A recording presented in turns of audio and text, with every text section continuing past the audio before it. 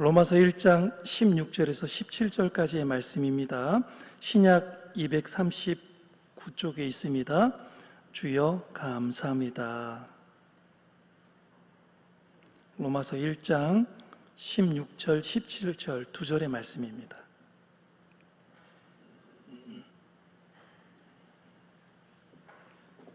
우리 다 찾으셨으면 하나님의 말씀을 다 같이 한 목소리로 우리 하나님의 말씀을 받들겠습니다. 시작. 내가 복음을 부끄러워하지 아니하노니 이 복음은 모든 믿는 자에게 구원을 주시는 하나님의 능력이 됨이라. 먼저는 유대인에게요 그리고 헬라인에게로다. 복음에는 하나님의 의가 나타나서 믿음으로 믿음에 이르게 하나니 기록된 바 오직 의인은 믿음으로 말미암아 살리라 함과 같으니라. 아멘.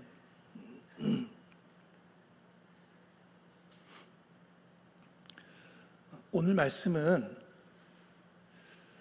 신앙생활에 대단히 중요한 의미를 지니고 있는 그런 말씀입니다. 16절 말씀에 보니까 이렇게 딱 시작을 합니다. 뭐라고 시작을 하냐면 내가 복음을 뭐라고 그랬어요? 부끄러워하지 아니하노니. 내가 복음을 부끄러워하지 아니하노니 라고 시작을 했습니다. 바울은 복음을 부끄러워하지 않는다라고 이렇게 증언을 하고 있습니다. 고백을 하고 있습니다. 2000년 전 바울이 이 증언을 한 시대에는 로마 제국이 지중해 전체를, 그 넓은 지중해에 있는 수많은 나라들을 로마 제국이 지배하고 있었던 시대였습니다. 그럼에도 불구하고 라틴어보다 헬라어가 더 통용이 되었고요. 즉 이 사실은 헬라의 철학과 전통이 여전히 지배하던 시대였다라는 사실입니다. 한편 로마 제국은 철저하게 권력과 무력을 신봉해 힘의 철학이 병존하던 그런 힘이 최고의 뭐든지 힘이 최고가 되는 그런 그 시대에 사도 바울이 이런 고백을 하고 있다라는 사실입니다.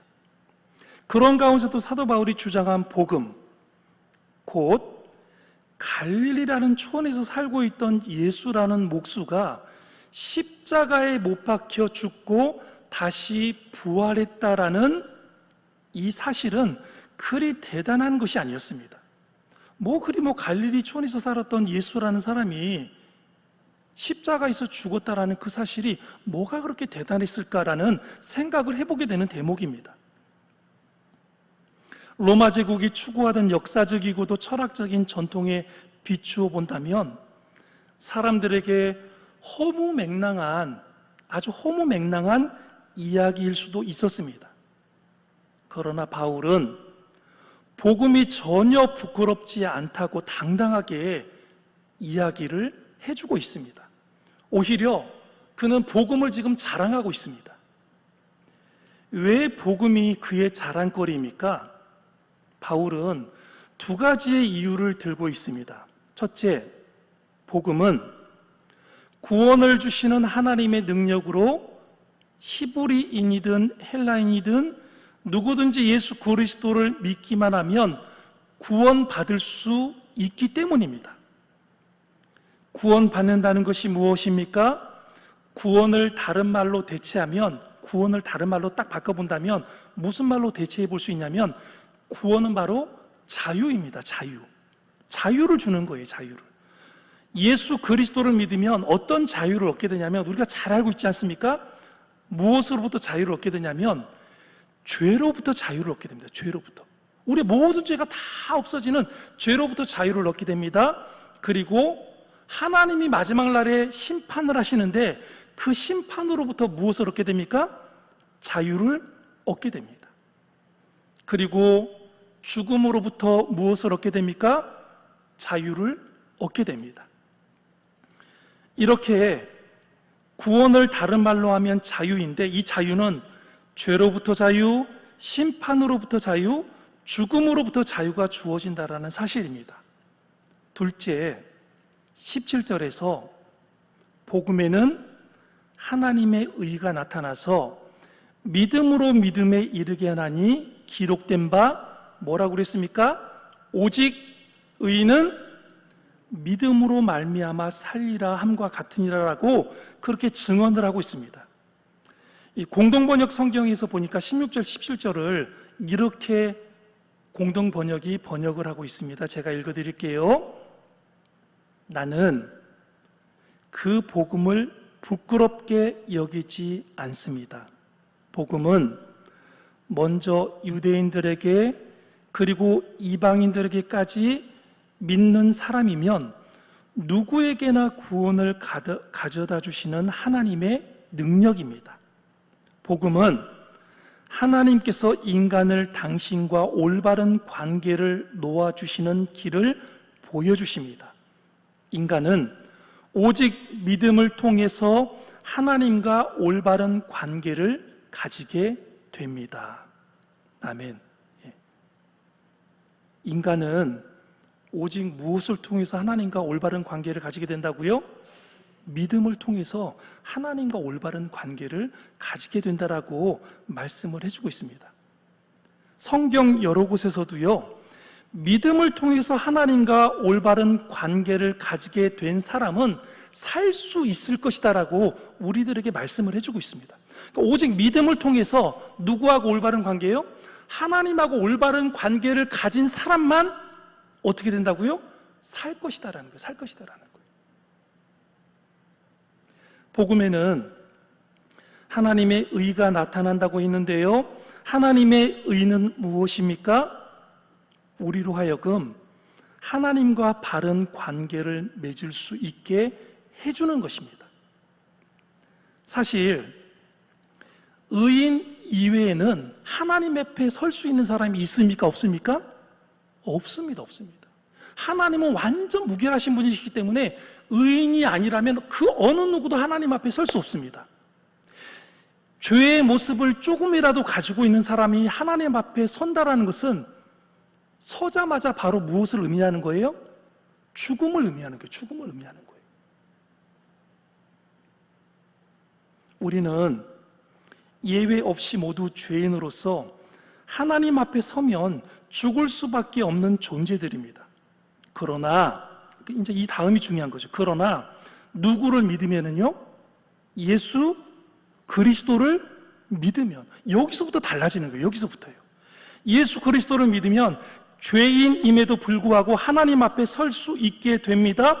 왜냐하면 하나님과 우리의 관계가 누구 때문에 회복이 된다라는 거예요? 예수님 때문에 회복이 된다라는 거예요. 믿으십니까? 예수 그리스도 때문에 하나님과 우리의 관계가 회복이 되어서 우리가 예수 그리스도를 믿기만 하면 살 수 있다라고 오늘 우리들에게 성경 말씀 여러 곳에서 가르쳐주고 있다는 사실입니다. 이것을 신학적인 용어로 우리 성도님들 많이 들어보셨겠지만 이것을 신학적인 용어로 뭐라고 하냐면 뭐라고 해요? 이신칭의. 말도 참 어려워요. 발음하기도 어려워요. 발음하기도. 이것을 무엇이라고 한다고요? 이신칭의라고 이야기를 합니다. 이자, 믿을 신자, 일컬을 칭자, 의로울 의자를 써서 즉 믿음으로써 의롭다 칭함을 받는 것을 말하는 것입니다. 우리는 죄인이지만 예수 그리스도를 믿을 때 하나님께서 우리를 의롭다고 인정해 주심으로 하나님 앞에 바로 설 수 있게 된다는 사실이지요. 정말 놀라운 은혜가 아닐 수 없습니다. 그래서 로마서의 주제인 이 이신칭의를 이해하지 못하면 로마서를 이해할 수 없고 성경을 이해할 수 없으며 복음이 자랑이 되고 기쁨이 되기는커녕 오히려 자기의 욕심을 채우기 위한 수단과 방법으로 전락해 버릴 수 있음을 우리는 알아야 됩니다. 이 이신칭의를 이해하지 못하면 복음을 많이 알고 성경을 아는 것이 자기 자랑밖에 안 되는 거예요. 성경대로 행했으니까 내가 의인이라고 자기를 드러내는 자기의 수단과 도구로밖에 성경을 사용할 수밖에 없다라는 거예요.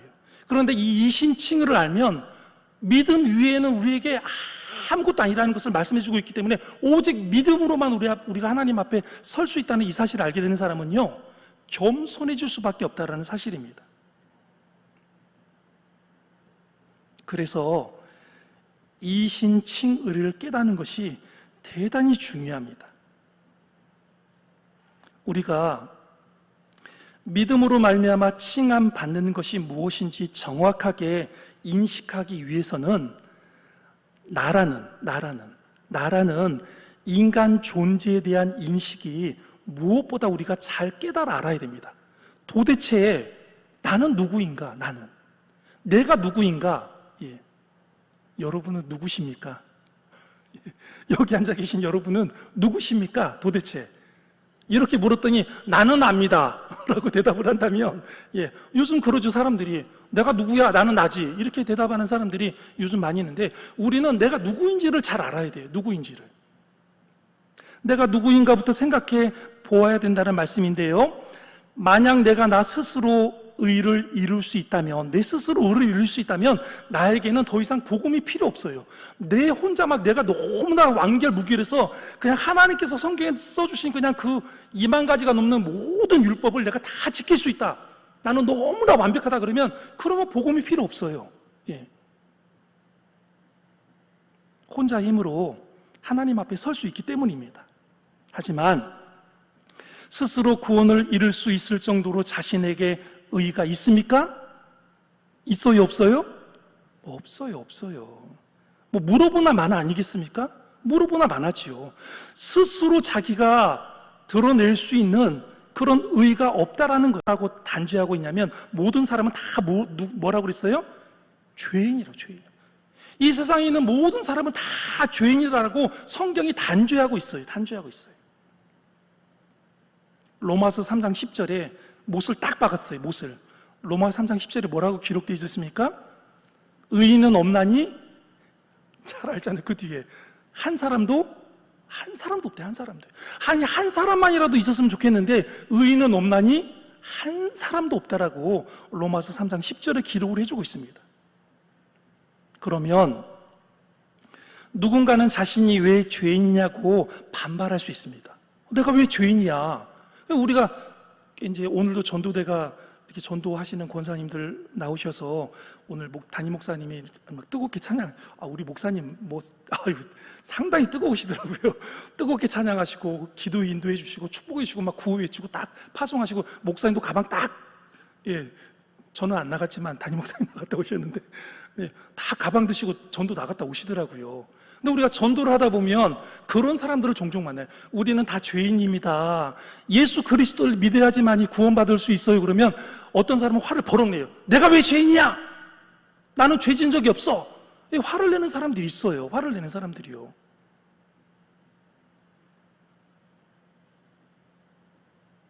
많은 사람들이 자신은 죄가 없다라고 생각을 한다라는 거예요. 많은 사람들이 자신은 죄가 없다라고 생각을, 나만큼 의롭게 사는 사람이 어디 있어, 이 세상에. 나처럼 죄 안 짓고 나는 경찰서 한 번도 가본 적이 없어, 이렇게 말하면서 자신들은 죄를 지은 적이 없다라고 말하는 사람들이 많다라는 거예요. 성경은 범죄와 죄를 구별해서 전하고 있습니다. 범죄는 내가 법을 위반하여 그 결과가 겉으로 드러난 겁니다. 그러나 이와 같은 범죄를 저지르지 않아도 누구에게나 죄는 있기 마련이지요. 우리의 본성은, 인간의 본성은 무엇으로 물들어 있냐면, 무엇으로 물들어 있어요? 죄로 물들어 있어요. 그러므로 우리는 모두 죄인입니다. 성경이 모든 사람을 죄인이라고 단정하는 것은 법률적인 범죄를 저지르지 않았다 해도 사람은 죄의 본성을 지니고 있기 때문에 그렇게 말씀을 하고 있는 겁니다. 우리는 태어날 때부터 죄인이에요. 아담과 하와가 어떻게 했어요? 첫사람 아담과 하와가 범죄를 저질렀어요. 불순종했어요. 에덴 동산에서 쫓겨나는 그 순간 아담과 하와를 통해서 나오는 모든 인류는 뭐예요? 죄인이에요? 선인이에요? 죄인이에요, 죄인이에요. 우리는 범죄를 저질러야 죄인이 된다라고 생각을 하는데요, 성경 말씀은 거꾸로 이야기를 하고 있어요. 거꾸로. 우리는 범죄를 저질러야지 내가 죄인이에요 이렇게 생각을 하는데, 성경은 완전히 반대로 얘기하기를 해요. 우리가 죄인이기 때문에, 내가 죄인이기 때문에 뭐라는 거예요? 죄를 저지를 수밖에 없다라는 거예요. 내가 죄인이기 때문에 죄를 저질 수밖에 없다라고 성경은 우리들에게 말씀을 해주고 있습니다. 모두 죄인인데 어떤 사람은 더 죄를 지었고 어떤 사람은 아직까지 덜 죄를 지었을 뿐이라는 거예요. 그렇지 않습니까? 감옥에 가 계신 분들은 우리보다 좀 더 죄를 그냥 더 지었을 뿐이고, 우리는 아직 감옥에 가 있지 않고 경찰서에 가본 적이 없기 때문에 약간 덜 죄를 지었을 뿐이지, 그 뒤에 붙는 죄인이라는 이름은 변함이 없는 거예요. 똑같은 죄인이에요. 그냥 더 지었고 덜 지었고 이 차이밖에 없다라는 거예요. 자신이 정말 죄인이 아니라면 자기 안에 증오나 추한 생각이나 남을 속이려는 마음이나 음욕 등이 없어야 합니다. 자기 안에 더러운 것이 가득 차 있다는 것은 무엇을 의미합니까? 우리의 본성이 죄인이라는 의미입니다. 여러분, 우리가 잘 알잖아요. 우리는 날마다 마음속으로 몇 명을 죽이고 있는지 몰라요. 아유, 저 인간. 바로 가까운 사람부터 그렇게 이야기를 하잖아요. 제일 가까운 사람들. 자기 남편, 자기 자녀들, 늘 우리가 그렇게 마음속으로 범죄를 저지르지 않습니까? 따라서 우리는 아무도 하나님 앞에 설 수 있다 없다? 설 수 없습니다. 설 수 없습니다. 서는 순간의 죽음을 피할 수 없기 때문이지요. 이처럼 죽을 수밖에 없는 죄인인 우리의 죄를 예수 그리스도께서 대신 지시고 구속하심으로 우리가 의롭다고 칭함받는 것이 바로 성경이 말하는 복음이에요. 복음. 다른 게 복음이 아니에요. 죽을 수밖에 없는 나를 예수 그리스도께서 대신 십자가를 지시고 피를 흘려주심으로 내 죄를 다 사해 주셨다라는 그 사실을 믿고 하나님 앞에 의롭게 나아가는 그 사실을 믿는 것, 그것이 바로 복음이라는 사실입니다. 그렇다면 여기에서 질문이 제기될 수 있지요. 왜 꼭 예수님만 우리의 구세주가 될 수 있습니까? 왜 세상에 유명한 사람들이 많은데 석가모니나 공자 같은 그런 유명한 다른 사람들은 왜 안 된다는 말입니까? 예수님 외에 다른 구원의 길은 정말 없습니까? 저는 요즘 놀라는 게요, 어느 교단에 어느 유명하신 목사님이 은퇴하시고 다른 종교에 가셔서 말씀을 이렇게 전파하실 때, 말씀을 전파하신 게 아니겠죠, 그분이 그랬다고 그러더라고요. 이곳에도 구원이 있다, 이 종교에도 구원이 있다, 이렇게 이야기를 하고 다니신다는 이야기를 제가 얼핏 들은 적이 있어요. 저는 왜 그런지 모르겠어요. 왜 그런지. 다른 종교에도 구원이 있다라고 이야기를 하는 거예요. 다른 종교에도. 도대체 이분이 무슨 생각으로 그런 이야기를 하시는지는 모르겠는데 정말로 위험한 이야기 아니겠습니까? 왜 그렇게 위험한 이야기인지 우리가 지금부터 다시 한번 또 살펴볼 텐데요. 마태복음 1장 21절은 이렇게 기록을 합니다. 아들을 낳으리니 이름을 예수라 하라. 이는 그가 자기 백성을 그들의 죄에서 어떻게 한다고요? 구원할 자이심이라. 이는 그가 자기 백성을 그들의 죄에서 구원할 자라라고 마태복음 1장 21절에 기록을 하고 있습니다. 마리아가 아이를 가졌는데 마리아의 남편 요셉에게 천사가 나타나 아이의 이름을 예수라 하라고 명했습니다. 그가 자기 백성을 죄에서 구원할 분이기 때문이었습니다. 예수님께서는 죄에서 인간을 구원하는 구세주이십니다. 인류 역사상 수많은 사람들 가운데 내가 너희 죄로 인해 죽는다라고 말씀하신 분은 예수님 외에 아무도 없습니다. 내가 너희 죄 때문에 죽게 된다라고 말하는 사람은 예수님 외에 다른 사람이 있어요, 없어요? 없어요. 사랑, 의리, 우정 때문이 아닌 죄 때문에 죽는다고 말한 사람은 없었다는 말이지요. 그러니 석가나 공자는 다른 사람의 죄 때문에 죽지 않았습니다. 그들은 다른 사람의 죄로 인해 죽고자 이 땅에 태어난 사람들이 아니에요. 절대 아니에요. 요한복음 1장 29절에서 요한이 예수님의 나오심을 보고 말하기를 뭐라고 말했냐면, 보라, 뭐라고 그랬습니까? 세상 죄를 지고 가는 하나님의 어린 양이로다. 어린 양이로다. 이것은 예수님께서 우리의 죄를 대신 지고 가는 하나님께서 정하신 그리스도시다는 말이지요. 우리가 누구의 죄를 대신 진다고 생각해 보십시오. 과연 질 수 있습니까? 남의 죄를 대신 질 수 있는 사람 여기 있습니까? 없어요. 없습니다. 못 집니다. 어떤 사형수가 사형 집행을 당하려고 하는데 그의 아버지가 자기 아들이 먼저 죽는 게 너무너무 슬퍼가지고 그냥 법무부 장관한테 막 찾아가고 그냥 제발 우리 아들을 살려달라고, 우리 아들 대신에 나는 살 만큼 살았으니까 나를 대신 죽여달라고 그렇게 애원을 했어요. 애원을. 그런데 그렇게 아빠가 애원을 했다고 그 아버지를 대신 죽일 수 있습니까? 그럴 수 없다라는 거예요. 그럴 수 없다라는 거예요. 죄를 탕감할 자격이 아버지인 그에게는 없기 때문입니다. 예수님만이 하나님께로부터 인정받은 하나님의 어린 양입니다. 우리의 죄를 대신 지고 죽으심으로 인해 우리의 죄가 대속되도록 하나님께서 인정하신 유일한 분이 바로 누구라는 거예요? 예수님이라는 거예요. 예수님이라는 거예요. 또한 요한복음 11장 25절에서 26절은 이렇게 말씀하고 있습니다. 나는 부활이요 생명이니 나를 믿는 자는 죽어도 살겠고 무릇 살아서 나를 믿는 자는 뭐라고요? 영원히 죽지 아니하리니 이것을 내가 믿느냐? 이것을 내가 믿느냐? 여기에서 말하는 나는 부활이요 생명이니, 여기서 말하는 생명은요 그냥 생명이 아니에요. 어떤 생명이에요? 영원한 생명이에요. 영원한 생명. 예수님께서는 죽으셨다가 당신의 말씀대로 부활하셨습니다.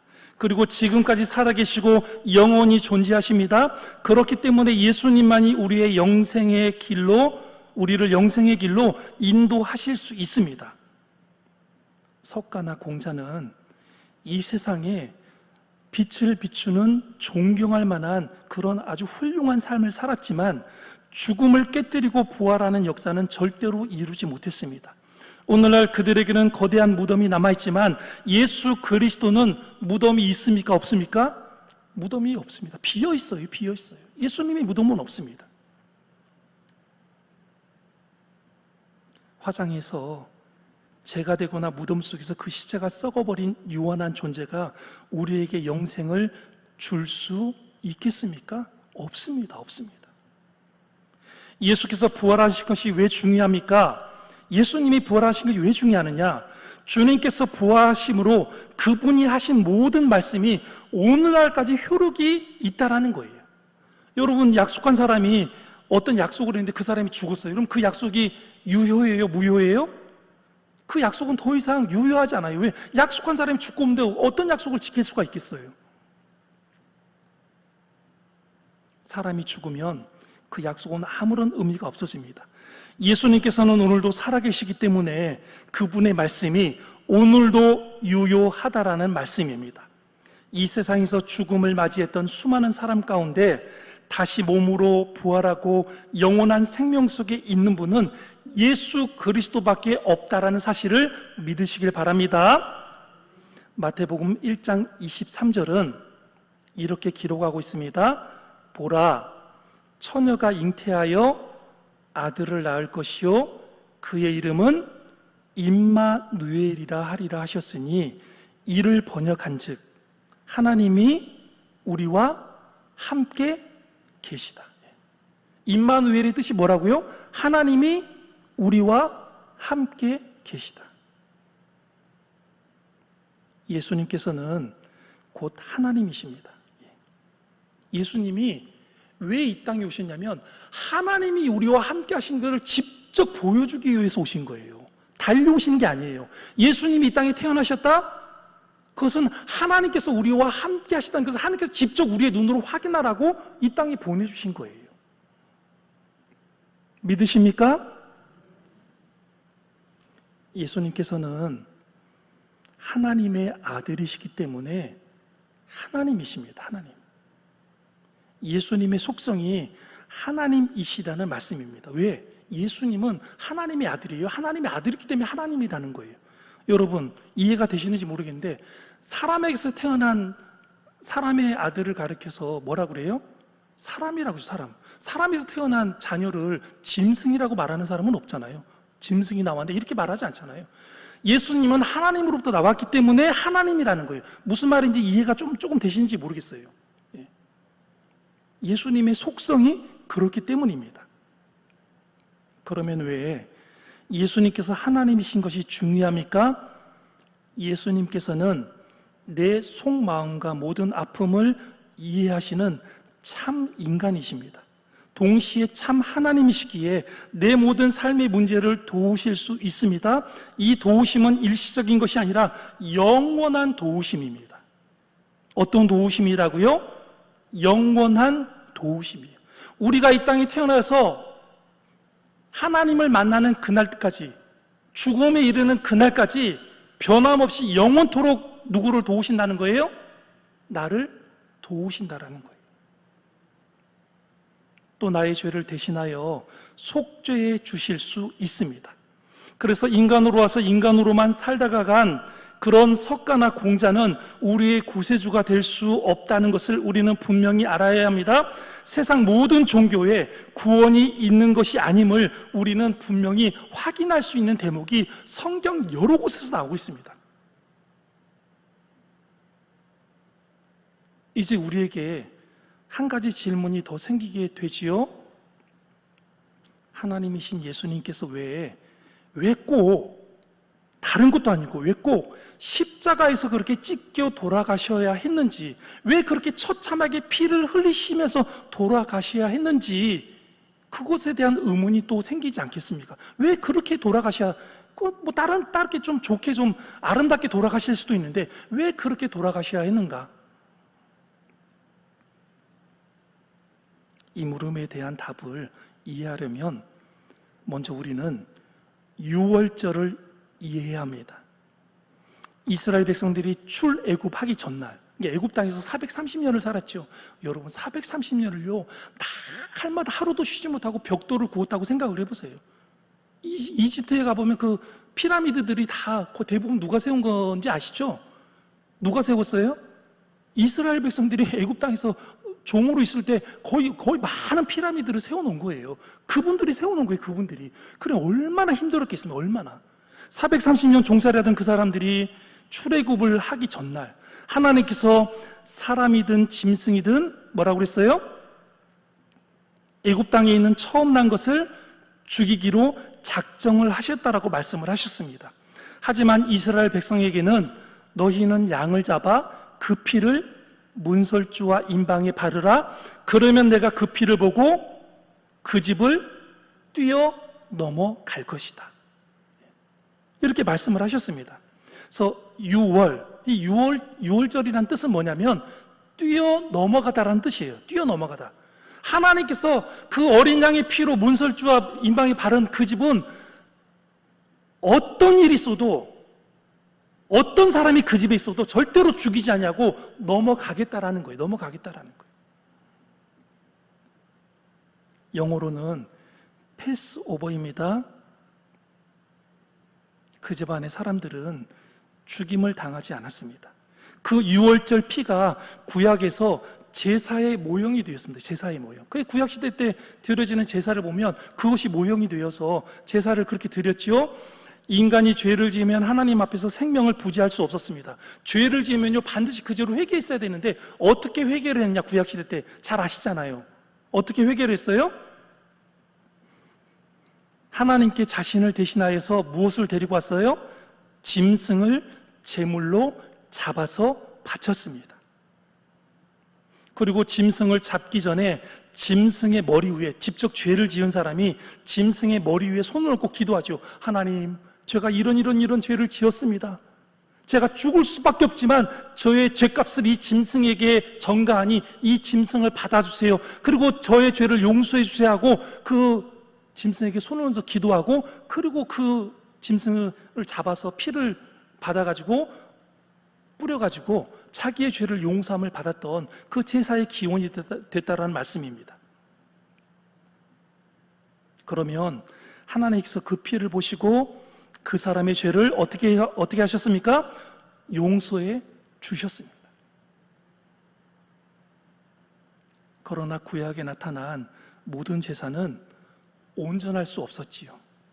제물로 바쳐진 짐승도 온전할 수 없었고요. 제사를 집전하는 제사장들도 날마다 제사를 집전하지만 제사장들도 온전할 수 없었습니다. 왜? 다 죄를 지을 수밖에 없지요. 그래서 동일한 제사를 반복해 드려도 죄의 문제가 해결이 돼요, 안 돼요? 죄의 문제가 해결이 되지 않는 거예요. 해결이 되지 않는 거예요. 이 하나님께서 인간을 사랑하셔서 새로운 언약을 주셨는데, 새로운 언약을 주셨어요. 그것이 무엇입니까? 새로운 언약을 주셨어요. 계속해서 수백 년, 수천 년 동안 제사를 드렸는데도 불구하고 그 제사를 드려도 죄의 문제가 해결이 되지 않으니까 새로운 언약을 주셨는데, 그것이 무엇입니까? 참 인간이시요 참 하나님이신 흠 없는 예수 그리스도를 십자가의 제물로 삼아 인간의 죄를 대속해 주신 것입니다. 그런 까닭에 누구든지 자신을 대신해 예수님께서 십자가에 돌아가셨다라는 것을 믿는 사람에게는 하나님의 심판이 용서됩니다. 하나님의 심판이 패스오버가 된다라는 거예요. 이것이 예수님께서 온몸에 피를 흘리며 돌아가신 까닭입니다. 우리의 죄를 위해서 친히 흠없는 예수 그리스도께서 제물이 되셔서 자신의 피를 흘려서 우리를 영원히 용서해 주셨다라는 사실입니다. 그냥 한 번만 용서해 주신 것이 아니라 흠없는 예수님이 죽으시고 피를 흘려주심으로 이 땅에 있는 모든 사람들의 죄를 어떻게 하셨다고요? 영원히 용서해 주셨다는 거예요. 영원히 용서해 주셨다는 사실이에요. 즉 예수님께서는 우리가 어떤 모양의 어떤 죄를 지었든, 겉으로 드러난 범죄든 속으로 감춰진 죄든 상관없이 용서해 주시기 위해 완전한 제물이 되어 십자가에서 갈기갈기 찢겨서 피를 흘려 주신 것입니다. 이와 같은 사실을 받아들일 때 우리는 다음의 말씀 앞에 모두 무릎을 꿇을 수밖에 없습니다. 요한복음 14장 6절에 이렇게 말씀합니다. 내가 곧 길이요 진리요 생명이니 나로 말미암지 않고는 아버지께로 올 자가 없느니라. 예수님이 길이라는 거예요. 하나님께 가는 길이 유일한 길이라는 거예요. 다른 사람을 통해서 가는 길이 없다라는 거예요. 내가 곧 길이요. 그리고 뭐라고 했습니까? 진리요. 진리요. 이 세상에 믿을 수 있는 진리는 예수님밖에 없다라는 거예요. 다른 진리는 없다라는 거예요. 그리고 뭐라고 그랬습니까? 생명이니 어떤 종교도 영원한 생명을 줄 수 없습니다. 줄 수 없어요.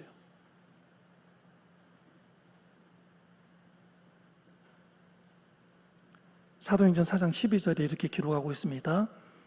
다른 이로서는 구원을 얻을 수 없나니. 다른 이로서는 구원을 얻을 수 없나니.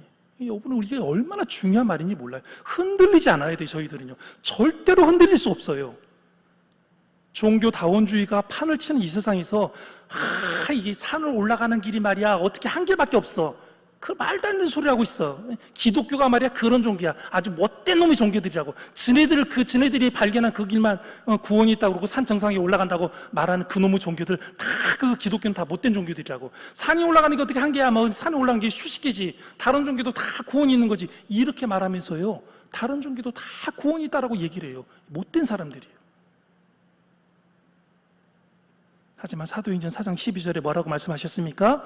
다른 이로서는 구원을 얻을 수 없나니 천하 사람 중에 구원을 받을 만한 다른 이름을 우리에게 주신 일이 있다 없다? 없다라고 말했어요. 없다라.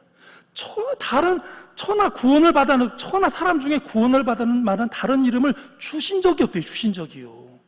누구 이름을 가지고 우리가 하나님 앞에 갈 수 있어요? 누구 이름을 가지고요? 예수 그리스도의 이름 외에는 다른 이름이 필요 없다라는 사실입니다. 예수 그리스도를 통해서만 하나님께 갈 수 있다는 복음의 실체가 잘못 이해되면 예수 믿는 사람들이 이렇게 비칠 수도 있어요. 갑자기 오만하게 비칠 수도 있어요. 저 인간들은 진짜 기독교 믿는 저 인간들은 진짜로 오만한 인간들이야. 어떻게 오직 예수밖에 없대. 오직 교회밖에 없대. 구원받는 길이. 정말 오만한 사람들이라고 이렇게 욕을 하지요. 그래도 어쩔 수 없어요. 그래서 우리가 더 겸손히 엎드려야 돼요. 그런 사람들이 그런 얘기를 할수록 우리가 대항해서 싸우는 것이 아니라 더 겸손히 엎드리면서 내가 내 삶을 통해서 누구를 드러내야 돼요? 예수님을 드러내줘야 되는 거예요. 그런 말이 들어가도록.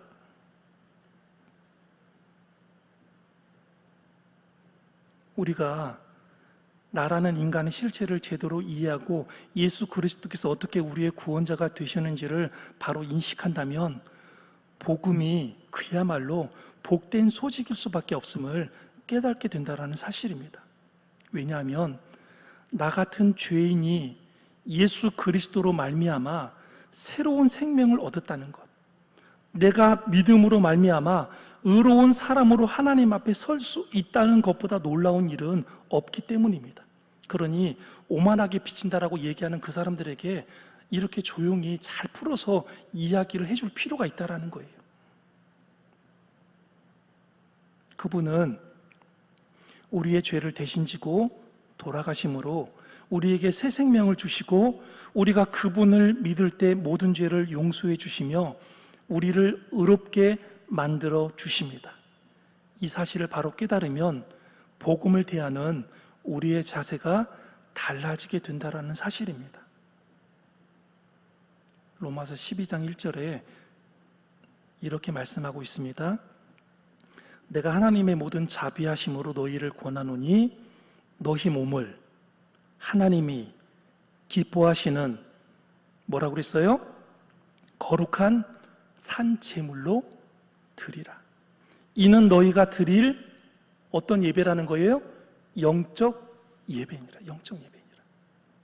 우리가요, 세상에서 내가 살고 싶은 대로 마음대로 살다가 내가 하고 싶은 말 다 내가 내 입으로 다 내뱉고 살다가 처참해진 내 마음을 제대로 쓸어 담지도 못하고 교회에 나와서 예배 드리고 돌아간다면 그 예배가 영적인 예배가 될 수 없는 거예요. 어저께도 이웃하고 싸우고 화해도 안 하고 여기 나와가지고 우리가 혹여라도 앉아서 하나님 앞에 예배 드리면 영적인 예배가 될 수 없다라는 거예요. 영적인 예배가. 우리 몸을 하나님이 기뻐하시는 거룩한 산 제물로 드릴 때만 영적 예배가 형성이 되고 영적 예배를 드릴 수 있다는 말씀입니다. 죽을 수밖에 없는 죄인이 의인으로 선택되었으니 이제부터는 하나님께서 기뻐하시는 거룩한 삶을 살아야 할 의무가 우리에게 주어진다는 사실입니다. 복음의 요지는 두 가지입니다. 주님께서 나를 의롭게 만들어 주셨으니 그렇기 때문에 나는 주님의 말씀대로 살아야 된다, 살지 말아야 된다? 살아야 된다는 게 살아요. 그렇게 죄인이고 죽을 수밖에 없는 나를 예수님께서 의인으로 만들어 주셨으니 그러니 나는 예수님의 말씀에 순종해서 어떻게 해야 된다는 거예요? 말씀대로 살아야 된다는 말씀입니다. 이것이야말로 그리스도인이 지녀야 할 바른 신앙 고백이라는 사실입니다. 신앙은 반드시 세 가지를 함께 지니고 있어야 된다고 오늘 목사님이 이야기를 하시더라고요. 뭘 지니고 있어야 되냐면 지정의입니다. 지는 하나님을 지적으로 아는 것입니다. 그래서 우리가 말씀 공부를 많이 해야 돼요. 말씀에 대한 바른 깨우침, 바른 인식입니다. 공부 없이 하나님을 알아갈 수 있는 사람은 아무도 없어요. 정명석이라는 그 이단의 수장 그 못된 인간이 초등학교도 안 나와. 초등학교 2학년 다니고 초등학교 중퇴했어요. 그런데 산속에 들어가서 성경을 지가 1000번 읽었대요. 1000번. 그리고 깨달음을 얻대. 그리고 내려고 하는 짓거리가 저런 짓거리예요. 지금 성경을 읽으면 뭐예요? 읽으면 바르게 읽어야지. 바르게. 그 성경이 자기 의가 된 거예요. 제가 아까 말했잖아요. 자기의 자랑이 된 거예요. 이신칭의를 모르는 거예요. 그런 사람은 성경을 제대로 목사님들께서 제대로 잘 해석해주고 가르치는 그 성경을 한 번도 교육을 받은 적이 없는 거예요. 그러니까 성경이 자기 의가 된 거예요. 자기를 신격화시키는 도구가 된 거예요. 도구가. 얼마나 못된 사람이에요. 얼마나 못된 사람이에요. 정은 감정으로 하나님께 자신을 드리는 것, 즉 주님을 사랑하는 마음입니다. 사랑하는 마음. 정은 주님을 사랑하는 마음이에요. 정말 우리가 주님을 사랑해야 돼요. 의는 나의 의지로 복음을 생활하는 것입니다. 믿음의 말씀에 순종하는 삶을 사는 것을 의라고 말하는 것입니다. 예수님께서는 요한복음 14장 21절에서 나의 계명을 지키는 자라야 뭐라고 그랬어요? 나를 사랑하는 자니. 나의 계명을 지키는 자라야 나를 사랑하는 자니라고 말했어요. 그러니까 우리가 참 중요한 말씀이지 않습니까? 계명을 지키지 않으면 예수님을 사랑하는 것이 아니에요. 여기서 사랑하는 자와 믿는 자와 똑같은 의미입니다. 즉 주님의 계명을 지키는 사람이어야 주님을 믿는 사람이라는 말씀입니다. 그리고 예수님께서 계속해서 말씀하시기를 나를 사랑하는 자는 내 아버지께 사랑을 받을 것이요 나도 그를 사랑하여 그에게 나를 나타내리라라고 말씀을 하셨습니다. 우리가 말씀대로 행하지 않으면 우리의 믿음이 참된 믿음일 수 없습니다. 이런 말 있지요. 믿음과 행함은 동전의 양면처럼 똑같다라는 말이 있습니다. 동전의 양면처럼. 믿음과 행함은 동전의 양면입니다. 믿기 때문에 행해야 하고 행함으로 믿음을 입증해야 합니다. 우리가 이와 같은 삶을 살아갈 때 바울을 바울되게 하신 주님께서 날마다 우리와 함께 하시면서 우리의 삶을 통해 하나님 아버지의 위대하신 구원의 역사를 펼쳐주시고 온전한 믿음으로 세워주셔서 끝까지 변하지 않고 주님 안에서 영생을 맛보게 도와주실 줄로 믿습니다. 기도하시겠습니다.